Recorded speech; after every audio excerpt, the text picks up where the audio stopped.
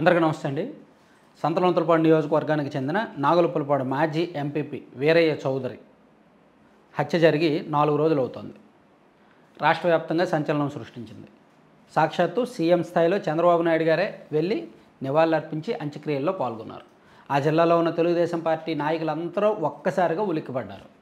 So ఏం జరిగింది? ఈ కేసు రాష్ట్ర వ్యాప్తంగా కూడా ప్రెస్టీజియస్ సంచలనం. పోలీసులకు సవాల్, ఒక రకమైన ఛాలెంజ్ కాదు, అన్ని రకాల్లో కూడా పోలీసుల మీద విపరీతమైన ఒత్తిడి ఉంది, విపరీతమైన సవాళ్ళు ఎదుర్కొంటున్నారు. ఈ 3 రోజుల్లో పోలీసు దర్యాప్తు పురోగతి ఏమీ లేదు. రకరకాల అనుమానాలు వస్తున్నాయి. మద్యం సిండికేట్ అంటున్నారు, భూ వివాదాలు అంటున్నారు, రేషన్ మాఫియా అంటున్నారు, రాజకీయ కోణం అంటున్నారు, రకరకాలు వస్తున్నాయి, టాక్ వస్తుంది. కానీ ఏది కూడా పోలీసులు ఇప్పటి వరకు నిర్ధారించలేదు. పోలీసులకు ఒక క్లారిటీ రావట్లేదు. దీనికి కారణం ఏంటంటే, ఫస్ట్ అక్కడ ఎవరు చంపారు, వాళ్ళు వచ్చిన ద్విచక్ర వాహనాలు ఎవరివి, ఈ రెండు నిర్ధారించాలి.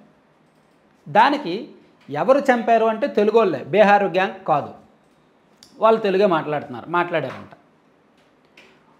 సో వచ్చిన వాళ్ళు ఎవరు అనేది ఇప్పటివరకు ఐడెంటిఫై చేయలేదు. వాళ్ళు వచ్చారు, మొహానికి మొత్తం ముసుగులు వేసుకొని వచ్చారు, కత్తులు పట్టుకున్నారు, ఒక విపరీతంగా బీభత్సంగా నరికి పడేశారు, వెంటనే బళ్ళు వేసుకొని వెళ్ళిపోయారు.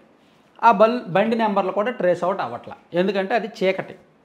అక్కడ సీసీ కెమెరాలు ఉన్నప్పటికీ ఆ బండి నెంబర్లు సీసీ కెమెరాలో రికార్డ్ అవ్వలేదు. అవి ఏం బండి ఏంటి అనేది కూడా నిర్ధారణ చేసుకోలేకపోతున్నారు, పూర్తిగా కనిపించట్లేదు.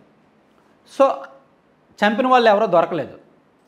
అప్పుడు పోలీసులు మరోవైపు దర్యాప్తు ఏంటంటే, మరో కోణంలో దర్యాప్తు చేస్తారు. అతనికి అసలు ఇతన్ని చంపాల్సిన అవసరం ఎవరికి ఉంది, ఈయనకి ఎవరెవరితో రీసెంట్గా గొడవలు అయ్యాయి, ఎవరెవరితో ఈయనకు విభేదాలు ఉన్నాయి అనేది వెనక్కి వెళ్ళారు. సో చంపిన వాళ్ళు దొరకలా, చంపించిన వాళ్ళు ఎవరో పట్టుకుందామని చెప్పి ఆ కోణంలో వెళ్ళి చూస్తే పోలీసులకి ఫస్ట్ దొరికింది రీసెంట్గా ఒక రేషన్ మాఫియాతో గొడవైంది. ఆ మండలానికి చెందిన ఒక రేషన్ మాఫియాని ఇతను అడ్డుకున్నాడు. సో దానివల్ల ఇతనికి విభేదాలు వచ్చాయి, కాబట్టి అతనే సుపారీ గ్యాంగ్ చేత చంపించేశాడేమో అని ఒక అనుమానం వచ్చింది. దానికి తగ్గట్టు గుంటూరు జిల్లా పొన్నూరులో ఎవరో 4 ఉంటే వాళ్ళని పోలీసులు అదుపులోకి తీసుకొని విచారించారు. కానీ పురోగతి లేదు. వాళ్ళు కాదు అని చెప్పట్లేదు, అవునని చెప్పట్లేదు, వాళ్ళు కూడా కాదేమో అనే సంకేతాలు ఉన్నాయి. రేషన్ మాఫియా చాలా చిన్న లక్షల్లో వ్యవహారం, అంతే కదా. సో వాళ్ళని అంత చంపేయాల్సినంత అవసరం ఉంటుందా?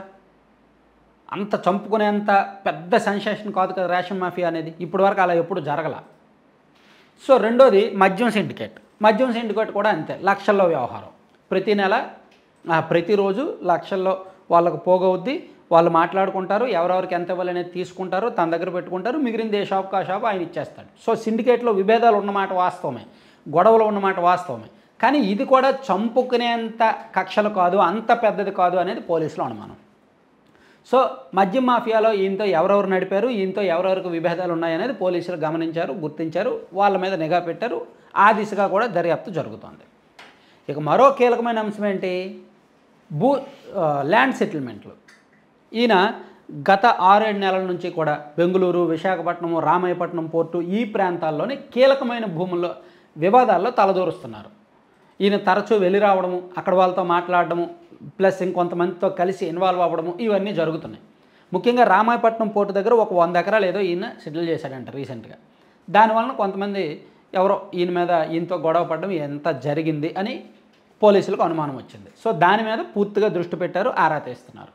అంటే ఇక్కడ సమస్య ఏంటంటే, ఎవరో ఒకరితో శత్రుత్వం ఉందనుకోండి, శత్రువు ఇదిగో ఇతని శత్రువు అతనే కదా, కాబట్టి వాడే చేసి ఉంటాడని పోలీసులు అటు వెళ్ళేవాళ్ళు.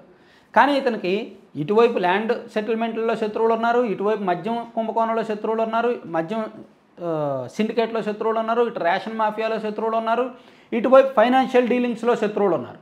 ఇలా నలువైపులు కూడా శత్రువులు ఉన్నారు. ఒక రకంగా కాంట్రవర్సీ అనుకోవచ్చు ఈయన.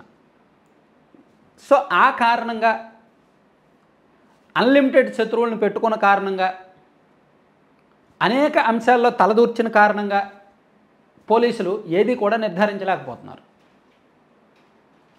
జరిగిన వెంటనే ఈ మద్యం సిండికేట్ వలన జరిగింది అనేది టాక్ వచ్చింది.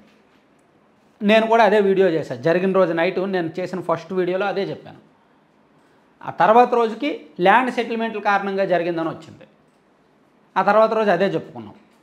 తర్వాత ఈ టీడీపీ మీడియాలో కొన్నిట్లో రాశారు, వైసీపీ టీడీపీ వాట్సాప్ గ్రూపుల్లో బాగా హల్చల్ సృష్టించింది.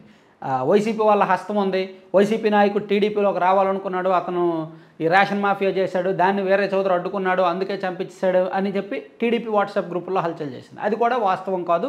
పోలీసులు దాన్ని నిర్ధారించడం లేదు, పోలీసులు నిర్ధారించట్లేదు దాన్ని కూడా అది కరెక్టే అని. సో ఇలా మల్టిపుల్ భిన్నమైన కోణాల్లో, భిన్నమైన అంశాల్లో, భిన్నమైన ప్రాంతాల్లో ఈ కేసును పోలీసులు దర్యాప్తు చేస్తున్నారన్నమాట. కాబట్టి పురోగతి అయితే ప్రస్తుతానికి లేదు. మరోవైపు పోలీసుల మీద విపరీతమైన ప్రెజర్ ఉంది.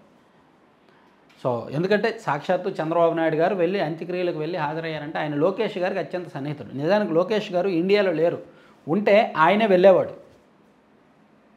లోకేష్ గారు లేరు కాబట్టి చంద్రబాబు గారు వచ్చారు పార్టీ అధ్యక్షుడి హోదాలో. లోకేష్ గారు ఉంటే లోకేష్ గారు వచ్చేవాళ్ళు. ఆయనకి వీరయ్య చౌదరి గారికి లోకేష్ గారికి కొంచెం సన్నిహిత సంబంధాలు ఉన్నాయి.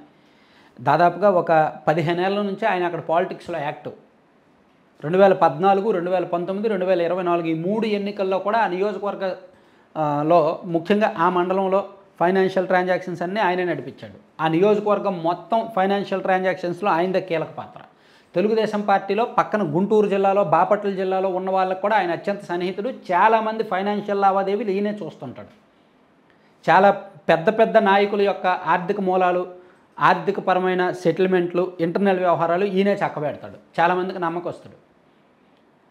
సో అందుకని శత్రువులు కూడా ఎక్కువ కాబట్టి పోలీసులు ఏది నిర్ధారణకు రాలేకపోతున్నారు. కొంచెం టైం పట్టేలా ఉంది దర్యాప్తు అయితే. Thank you.